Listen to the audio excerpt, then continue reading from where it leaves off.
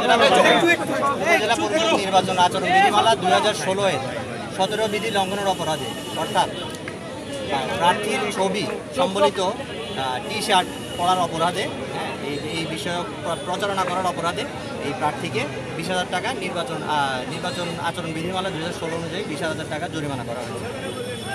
T shirt পরার কারণে? হ্যাঁ, টি শার্ট পরার কারণে। এটি নির্বাচন আচরণ বিধিমালা 17 বিধি লঙ্ঘন। কিন্তু আমরা তো এই টি শার্ট তো আসলে প্রার্থী সরবরাহ করেনি। প্রার্থী অথবা প্রার্থীর পক্ষে যেই প্রচারণা করুক, নির্বাচন আচরণ বিধিমালা 2016-এর 17 বিধি অনুযায়ী প্রার্থী অথবা প্রার্থীর পক্ষে যেই প্রচারণা করুক সেটি জরিমানা যোগ্য।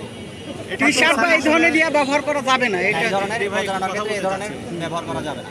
স্যার, এটা তো ফতুয়া, জ্যাকেট এই ধরনের একটু কথা বলতে চাচ্ছিলাম স্যার।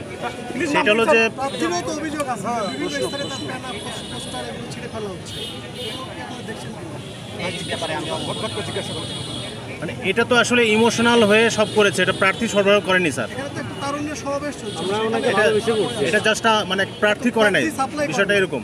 প্রার্থী সাপ্লাই করেনি, এই প্রার্থী সাপ্লাই করুক আর না করুক, এটা যেহেতু প্রার্থীর প্রচারণার স্বার্থে কেউ করেছে তাই এটি জরিমানা যোগ্য নির্বাচন আচরণ বিধিমালা অনুযায়ী।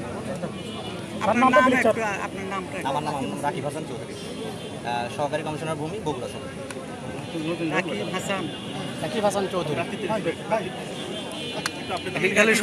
সভাপতি রাকিব হাসান চৌধুরী।